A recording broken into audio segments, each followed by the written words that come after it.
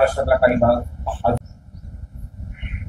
मग परवा तामिळनाडूत झालेलं चेंगराचेंगरी असेल ते सुद्धा डिझास्टर मॅनेजमेंट आहे. 40 लोक मरण पावली आहेत. महाराष्ट्रातली अतिवृष्टी, त्यातून निर्माण झालेलं संकट हे डिझास्टर मॅनेजमेंट आहे. महाराष्ट्रामध्ये डिझास्टर मॅनेजमेंटची जबाबदारी ही गिरीश महाजन यांच्यावर आहे.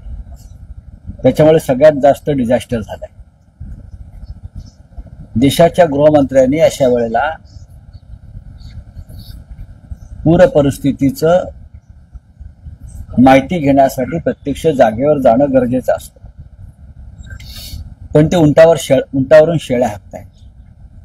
ते भारतीय क्रिकेट बोर्डाच्या निवडणुकात अडकलेले आहेत. ते पाटणा बिहारच्या निवडणुकीच्या प्रचारात जात आहेत. ते बीसीसीआयचा अध्यक्ष कोणी निवडायचा हे ठरवत आहेत. पण ते संभाजीनगर, जालना, परभणी, नांदेड, बीड, धाराशिव, लातूर येथे गेले नाहीत. मुख्यमंत्री आता काल आम्हाला दिसत आहेत जाताना. पण मदतीचं काय? मदतीचं म्हणाल तर अजूनही शेतकऱ्यांना हवी तशी मदत, कुटुंबाला हवी तशी मदत त्यांच्यापर्यंत जाऊ शकली नाही. आजही शेतकरी मदतीच्या प्रतीक्षेत आहे. निदान त्यांना आता जगण्यापुरतं तरी काहीतरी मिळावं. बाकी आपल्याला नंतर चर्चा करता येईल, ही आमची भूमिका आहे. 50,000 हेक्टरी ही नुकसान भरपाई मिळणं गरजेचं आहे. 50,000 हेक्टरी ही नुकसान भरपाई मिळणं गरजेचं आहे. आणि त्यांचं ताबडतोब जी कर्ज वसुली आहे ती थांबवावी. कर्जमाफीची घोषणा तुम्ही नंतर करा. सरकारकडे भरपूर पैसे आहेत उधळायला, आमदार खासदार विकत घ्यायला, निवडणुका लढवायला प्रचंड पैसे आहेत त्यांच्याकडे. कंटेनरच्या कंटेनर भरलेले आहेत. बहुतेक त्यासाठी त्यांनी भूमिगत काही जागा केल्या असतील कंटेनर ठेवायला. पीएम केअर फंडामध्ये लाखो कोटी रुपये आहेत, बेहिशोबी आहेत. त्याचा हिशोबच कोणाकडे नाहीये. हे पैसे तुम्ही कोणासाठी का पुढल्या निवडणुकीसाठी पीएम केअर फंड जो सिक्रेट फंड म्हणून तुम्ही ठेवताय तो वापरणार आहात? हे तुम्ही आमच्या आता सध्या मरणाऱ्या शेतकऱ्यांना द्यायला हवं. काल ही 2 शेतकऱ्यांनी मराठवाड्यात आत्महत्या केली, आपण पाहिले असेल. तुम्ही महाराष्ट्रातील शेतकऱ्यांचे बळी अशा तऱ्हेने घेणार आहात का, पाहणार आहात का? हे आमचे जे राज्याचे मुख्यमंत्री आहेत देवेंद्र फडणवीस, त्यांनी ही वेदना आणि व्यथा दिल्लीच्या दरबारी वारंवार जाऊन मांडायला हवी. त्यासाठी त्यांनी बंड केलं पाहिजे. दिल्ली विरुद्ध बंड केलं पाहिजे की माझा शेतकरी, माझा महाराष्ट्राचा मराठी शेतकरी मरतोय, तडफडतोय, त्याला तुम्ही मदत द्या. त्यांनी मुख्यमंत्री पदाची प्रतिष्ठा पणाला लावली पाहिजे. हे त्यांनी केल्याशिवाय मराठवाड्याला आवश्यक ती मदत मिळणार नाही.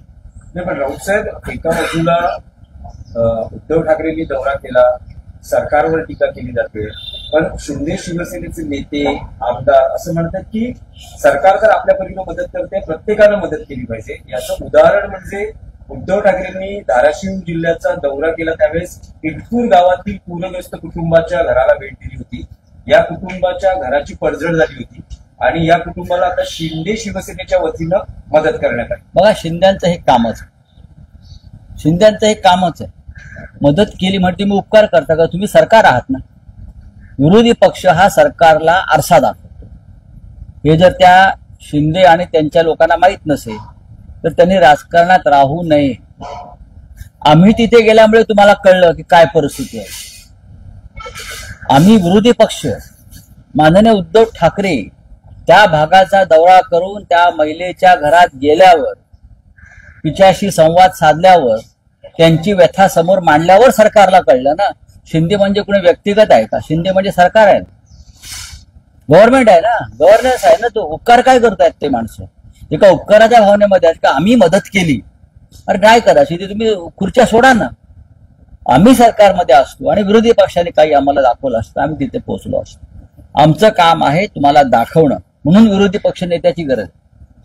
आम्ही जे म्हणतो विरोधी पक्ष नेता का हवाय, तो यासाठी हवाय, तो तुम्हाला आरसा दाखव. तुम्ही इथे जायला पाहिजे, तुम्ही हे काम केलं पाहिजे, तुम्ही इथे मदत पोहोचवली पाहिजे. जिथे सरकार पोहोचत नाही तिथे विरोधी पक्ष पोहोचतो. आम्ही जर तिथे पोहोचलो नसतो त्या महिलेकडे इटकूर गावातल्या, तर हे मिंदे पण पोचले नसते, सरकार पोचलं नसतं, फडणवीस पोचले नसते. जिथे तुम्ही पोचला नाहीत, या दुर्गम आणि शोषितांच्या गावामध्ये, गरिबांच्या गावात, महार मांग मातंगांच्या गावात, तिथे आम्ही पोहोचलो. म्हणून तुम्हाला जाग आली की इथे जायला पाहिजे. उद्धव ठाकरेंनी दसरा मेळावा रद्द करावा आणि त्याचा जो खर्च आहे तो पूरग्रस्तांना द्यावा अशी टीका जी आहे नाही करत, काही गरज. त्यांनी आम्हाला सल्ला द्यायची गरज नाही. यापूर्वी सुद्धा अनेक संकटामध्ये, अतिवृष्टीमध्ये हे मेळावे झालेले. या मेळाव्यातूनच महाराष्ट्राच्या राजकारणाला दिशा मिळेल. मराठवाड्याच्या पूर परिस्थितीवर त्याच्यावर भाष्य केलं जाईल. हा मेळावा महाराष्ट्रासाठी आहे, जनतेसाठी. आम्हाला भारतीय जनता पक्षाकडून उधारीचं ज्ञान घ्यायची गरज नाही. पण एका बाजूला ही नैसर्गिक आपत्ती तर दुसऱ्या बाजूला राजकीय आरोप प्रत्यारोप मात्र जोरात कोण करते? आम्ही नाही करत. पटेल असं म्हणत आहेत की सरकारनं उद्धव ठाकरेंनी मुख्यमंत्री असताना त्यांच्या काळातही अनेक नैसर्गिक आपत्ती आल्या. सीएम असताना उद्धव ठाकरेंनी शेतकऱ्यांना किती मदत केली? आमचं सरकार 100% शेतकऱ्यांना मदत केली. मुख्यमंत्री असताना किती मदत केली हे प्रफुल्ल पटेल यांना सगळ्यात जास्त माहीत असायला पाहिजे. तेव्हा त्यांचा पक्ष हा सरकारमध्ये सामील होता तेव्हाचा, बरोबर आहे. आणि पहिल्याच कॅबिनेटमध्ये मुख्यमंत्र्यांनी कर्जमाफी केली ना. हे जर प्रफुल्ल पटेल यांना माहीत नसेल त्यांनी विड्या वळत बसावं. त्यांचा खानदानी बिझनेस आहे, विड्यांचा मोठा बिझनेस धंदा आहे. त्यांनी विड्या वळत बसा 100%. मी त्यांचा अपमान करू इच्छित नाही. पहिल्याच कॅबिनेटमध्ये ज्या राज्याच्या मुख्यमंत्र्यांनी शेतकऱ्यांची 2-2.5 लाखापर्यंतची कर्जमाफी केली आणि शेतकरी अजूनही त्याची आठवण काढतायत, आम्हाला तशी एक कर्जमाफी द्या. आणि प्रफुल्ल पटेल यांना जर हे माहीत नसेल तर ते कोणत्या जगात वावरतात? नक्की त्यांना महाराष्ट्रातल्या राजकारणाची गेल्या 5 वर्षातली माहिती आहे का? नाही. शेतकऱ्यांची कर्जमाफी ही सगळ्यात मोठं काम होतं, शेतकऱ्यांसाठी मदत होती, हे लक्षात घ्या. सर, एक प्रश्न असा संदीप देशपांडे आता की येणाऱ्या काळामध्ये मराठीच महापौर होईल आणि तो मनसेचाच महापौर होईल. ठीक आहे, पुढे. पण आतापासूनच सर 2% मध्ये विषय असा आहे की पहलगाम हल्ल्याच्या पार्श्वभूमीवर तुम्ही भारत पाकिस्तान क्रिकेट सामन्याला विरोध केला. पण कालही आपल्या भारतीय कर्णधारांना असं दाखवून दिलं की त्यांनी जे पाकिस्तानचे किंवा एशिया काउन्सिलचे जे अध्यक्ष आहेत त्यांच्या हस्ते ट्रॉफी स्वीकारण्यास नकार दिला. सूर्यकुमार यादवनं ही भूमिका घेतली.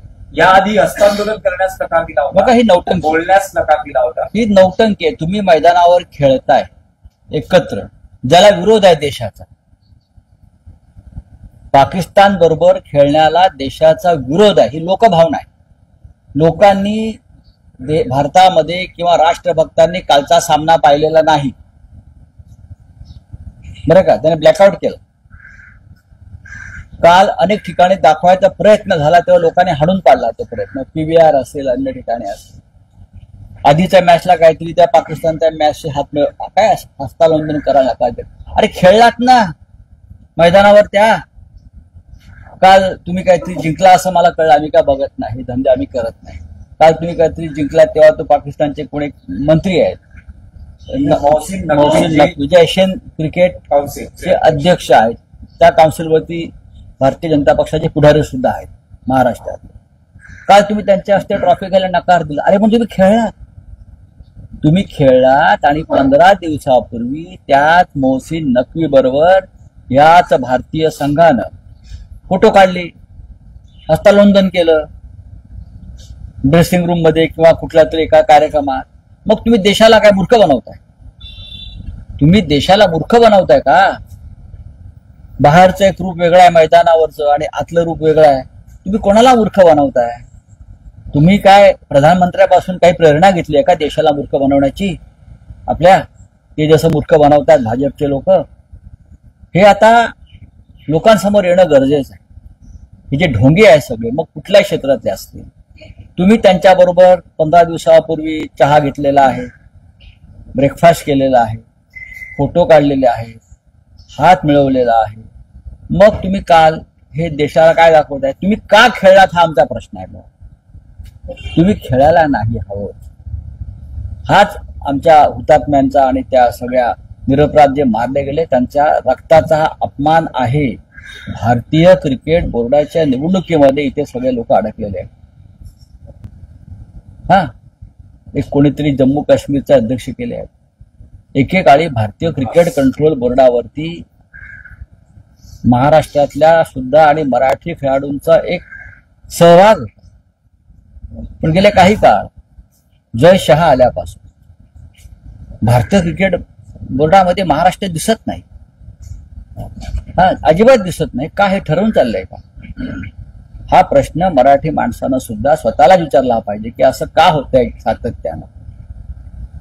भारतीय संघ असतील, क्रिकेट बोर्ड असेल, अनेक या संस्था क्रिकेट संदर्भात आहे, त्यातून अगदी महाराष्ट्राला दूर करण्याचं काम पद्धतशीर सुरू आहे.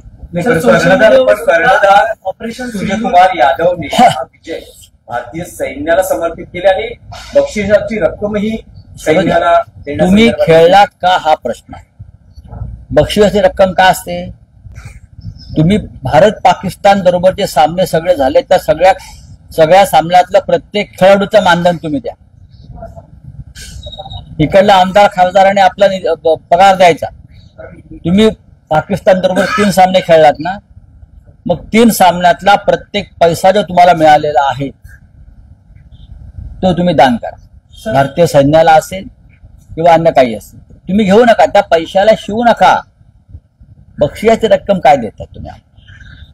सर, ऑपरेशन सिंदूर इथे सीमेवर केलं गेलं आणि मैदानावर ऑपरेशन तिलक असं केलं गेलं असे ट्रेंड सोशल मीडियावर. नाही बघा, हे भारतीय जनता पक्ष आणि संघाचे ट्रेंड आहेत. एका बाजूला म्हणता तुम्ही पाकिस्तान बरोबर खेळताना राजकारण आणू नका, हा खेळ आहे. मग तिलक बिलक झिलक हे काय आहे? हा, हे काय आहे? हे सगळे भारतीय जनता पक्षाचे खेळ चाललेले आहेत. चला, थँक्यू. हाँ बोले, हिंदी में बोले, क्या है? हिंदी में बोले. अरे हिंदी, मैं हिंदी में पूछ रहा हूँ. अरे हिंदी की बात करो.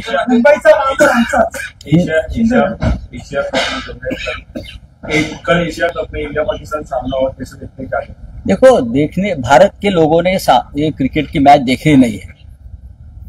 मुझे भारतीय जनता पार्टी के जो ढोंगी राष्ट्रभक्त अंधभक्त है उनके बारे में मुझे जानकारी नहीं. वो कुछ भी कर सकते हैं, लेकिन जो प्रखर राष्ट्रभक्त है, जो राष्ट्र प्रेमी है, ये लोगों ने कल का मैच देखा नहीं और देखेंगे भी नहीं. तो हम उसके ऊपर चर्चा करना ही ठीक नहीं है. पीसीबी अध्यक्ष ने ट्रॉफी देने से इनकार कर दिया. अरे ये सब ढोंग है. पीसीबी के कोई अध्यक्ष है नकवी, उनसे आप ट्रॉफी नहीं लिया. लेकिन मैंने आज एक वीडियो ट्वीट किया है, पोस्ट किया है. उसमें 10 दिन पहले भारत के क्रिकेट के जो कैप्टन है उसकी पूरी टीम उनसे हाथ मिला रही है, उनके साथ चाय पी रही है, फोटो निकाल रही है. तो आप देश की जनता को मूर्ख समझते हो क्या? हमारा सवाल है कि ये मैच नहीं होना चाहिए था ऐसे माहौल में. हमारा सवाल है आप पाकिस्तान से क्यों खेल रहे हो? हमारा ये सवाल है कि आप हमारे शहीदों का, चाहे जवान हो या पहलगांव में मारे हुए निरपराध लोग हो, उनकी शहादत का आप इस प्रकार से अपमान मत करिए. यह हमारा सवाल है. आप ट्रॉफी को हाथ नहीं लगाएंगे, उसके हाथ से नहीं लेंगे या कैप्टन से हाथ नहीं मिलाएंगे. अरे मैदान में एक साथ खेलते क्यों हो? फिर अगर आप खेलते हो तो ये नौटंकी मत करिए. सर, एक्टर की रैली में 41 लोगों की मौत हो चुकी है. सीबीआई जांच की मांग की जा रही है. सीबीआई जांच की मांग नहीं, ये जो किसने ये रैली को निमंत्रण दिया था, कोई एक्टर है, उसके ऊपर मुकदमा चलाइए सदोष मनुष्यवध का. 40 खून, 40 हत्या इस व्यक्ति ने की है, 40 मर्डर किए हैं ऐसे लोगों ने. उसके ऊपर 40 हत्याओं का मामला दर्ज होना चाहिए. आम्हाला माहिती आहे असं हे म्हणतात.